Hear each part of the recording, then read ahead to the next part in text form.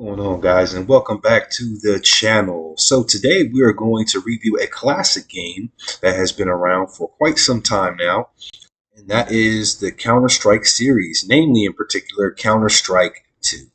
While this game needs no introduction, we here at Mercenary Assassins Gaming have been playing this for quite some time now, and I felt that we should give our own review as to how we feel about the game. So today we're going to discuss its playability, its mechanics and feel, its maps, just some personal takes as to how we feel about the Counter-Strike 2 game, as well as the Counter-Strike series and where it stands currently. With that being said, let's move forward for our review of Counter-Strike 2 in 2025 and how it holds up currently with other titles and its predecessors. Counter-Strike 2, as with all of the Counter-Strike games within the series, are tactical FPS shooters that have a heavy emphasis on team-based, objective-style gameplay. The two main modes which this game consists of are hostage rescue and bomb arming or defusing. There are also casual modes such as arms race and a classic deathmatch. Counter-Strike to date is one of the most well-known classic FPS shooters of all time. Style of play leans more towards a traditional style of FPS, where accuracy, position, and tool utilization are key. So now, with the short introduction upon Counter-Strike 2, I want to immediately go into the review of this game. We shall start with the maps. Many of the classic maps have returned, as well as some new ones via the community feature. They have two dedicated playlists for community maps, which are rotated ever so often.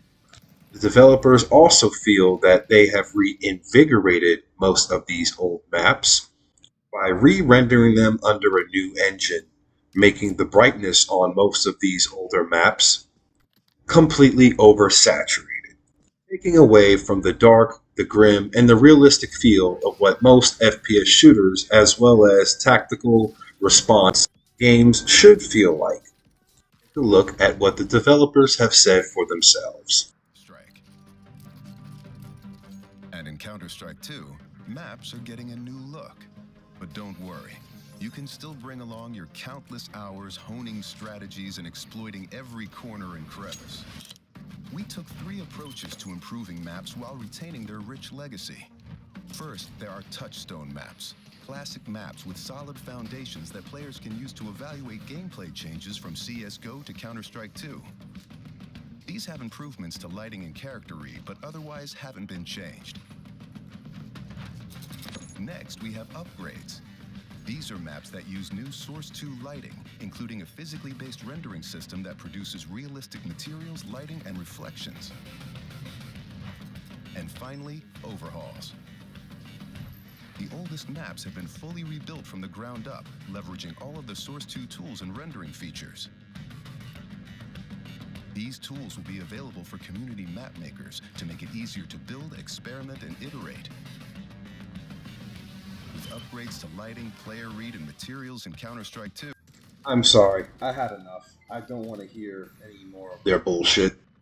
A lot of the maps looked way better before in Counter-Strike Global Offensive. My personal opinion, this so-called new rendering, overhaul, whatever the fuck they want to call it, is one of many things that they've done to destroy this series. The maps now have a cartoonish feel. They don't look as grim. They don't look as enticing or as fun. They actually don't even look as sleek as they have in some of the other titles. It takes away from other elements of gameplay, such as stealth. I even think it's part of the reason why hit registration is so bad. Because of these over-tweaking of these settings, I'm more than certain this, as well as with the refresh in the hertz rate this game and the servers play on, It's a reason why this game performs and plays so poorly.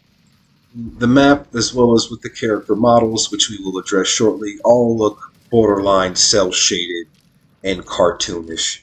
And it's ridiculous, especially if you look back in previous iterations of the series, how well and how smooth it performed. Let's take a look at some CSGO footage that I have recently made for the purpose of this video. Unfortunately, the servers are down, but if you would like to play against bots for whatever reason, or simply to enjoy the old feel of a real Counter-Strike game, you still can do so in the Steam profile via the launcher. I mean, look at the difference between the two games. Texturing looks just so much more sharper, and there's much lack of light compared to CS2. The shading looks amazing. The shadows look great. It's embarrassing that this game is as old as it is, and it literally outclasses Counter-Strike 2, its successor, on almost every front. To more of those details later. But just in the visually aesthetic aspect of the maps, they look night and day in terms of difference. So of how much better they look. It's not even mention the fact that the map pool itself is trash. Like, that map alone was so awesome. I remember logging countless hours into that one. I think they actually made a step backwards with their brand new rendering that they've added for their levels. As with most games in today's age of 2025, they have successfully moved backwards in terms of visual appeal, in terms of map design, playability. Speaking of which, let us discuss exactly that. Playability, or in particular, mechanics. I think this will come as no surprise to the community when I say this, but this has had to be one of the worst mechanics a shooter game has ever had. Hands down. Movement and the way that the character drags with an After Effect model, the most horrendous spray patterns in all of gaming history. The hit registration, the netcode, the mechanics of Counter-Strike 2 absolutely suck. This shit is dog water, dumpster fire level grade trash. It's as if in some engagements you're getting hit behind the wall, you're headshotting somebody, and you will clearly hear the marker for the registration and they don't die, amongst a plethora of examples I can give for how you will get robbed in real time playing this game. And the developers are not attentive to any of these issues. The community has been blasting them over for years now at this point. It is ridiculous. But they for sure, in typical Valve fashion, will be there to release the most pointless updates to not fix any of the issues that the community has spoke about for years. But hey, of course, I'm just one guy. I'm nagging. I'm complaining. I don't know what I'm talking about. So let's go ahead and take a clip of several high-level pro players who also have the same issue. Because in today's world, that is the only voice with any sort of merit behind their complaints. Is top of mind. The spray control feels absolutely terrible. What is this spray? Connector. What? I don't know what's happening, dude. I don't know what's happening, bro. Okay, next time. Yeah, I give up. I give up.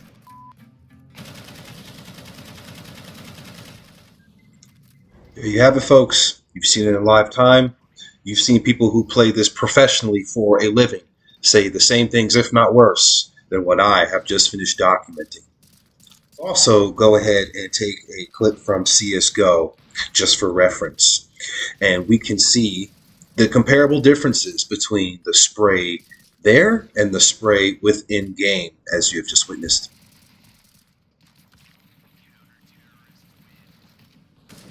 As we have here, just a small engagement with bots, and I'm shooting with the AK, the rifle with the known heaviest recoil pattern, and they are hitting like a charm. I would never be able to perform this well in Counter-Strike 2 by any measure, due to whatever the fuck they have done to this game for some strange reason. The registration is amazing. I can transfer from one target to the next very smoothly. All of my hits are going to where I command them to. Even in that last prior engagement, as you saw, I sprayed like a rookie, sure, but it was accurate nonetheless. It was within the grouping that I had my reticle placed over the target. This would be unheard of in Counter-Strike 2. It's almost as if you bother asking, what is the point of even having a reticle? Because, yes, this game has a concept known as leading your shots. Sure, but your reticle is still supposed to be the premise of what your accuracy is based off. If your reticle doesn't work, what's the purpose of even having it on the HUD? Especially since in this game there is very limited aiming down sight options. So, as we have discussed, the most important mechanic here in CS2, that being the shooting, the hit registration, as we've both seen examples of, I will briefly speak about the movement, and there's not really much to this. The movement has a very, very serious delay to it. At the end of your input, your character will kind of drag his model slightly after the fact of that input. I don't understand why that is. It's not very responsive. It always feels like you're kind of playing with like maybe a good 20, 30 millisecond lag behind. But other than that, that really sums up about the mechanics of the game. We've covered the hit registration and how poor that is. We've looked at examples before and after of CS2 and CSGO and how much more crisp and refreshing it is during combat altercations. We looked at how much more clean the hit registration is as well, even the feel of the weapons and their use. Recoil patterns compared to the previous title are a lot more tighter. The movement feels slightly more faster, yet does not compromise accuracy. In the mechanics between the previous title, CS, Global Offensive, and Counter-Strike 2 are night and day difference. Counter-Strike 2, as you have heard previously from the pros, who I have taken their clips from, says this sucks. And it does. This game feels and looks absolutely clunky. Has some of the worst spray patterns ever seen within video gaming history. This game, for the average casual player, will not find this enjoyable whatsoever. The learning curve for CS2 is very steep, and only the most patient of players, given enough time, will be able to develop themselves into a worthy player. That being said, we will move forward into the last and final part of our review before we give it a final rating. We will now discuss the game community, lobby moderation, and the game's health. So somewhere a couple of months ago, I decided to purchase the $15 for the Prime account. The selling point for the Prime account is that you can be able to take part within the community and the box purchases or selling thereof. You more access and control to the game's market, which is currently, from what several YouTubers are saying, is in decline, as well as it being an extra level of protection against cheaters and hackers, which run rampant within the free version. Now, as a Prime member myself, I must say that I noticed a slight difference within hacking performance. Many times you will come across boosting lobbies, you will come across Chinese bot farmer accounts that sell accounts, you will come across hackers who will wipe the entire map clean with auto snipers from the other side of the map, even with Prime membership. Many high-level players in the community also express that at a certain elo level, it seems that hackers run rampant and it is impossible to move forward unless doing so otherwise. Of course, we must always come with the proof. Here you are.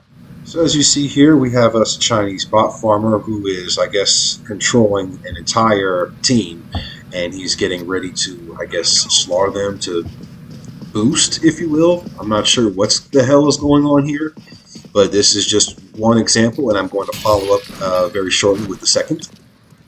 But as I start to catch on here, the team is sitting in spawn, and I consequently go to stab them all and to reap free kills. So, shortly after, I guess he's not paying attention, and then catches on that I'm within his bot farming lobby. This is regular live matchmaking, by the way, within the casual mode that I picked for regular office. He then proceeds to use his bot army to kick me out shortly after. You can tell in the video he's quite pissed off. He's following me around. I'm ruining his program here, or whatever he has going on. But I don't give a fuck. I'm here to play a game, and this game with the VAC anti-cheat is riddled with nothing but shit like this in 2025.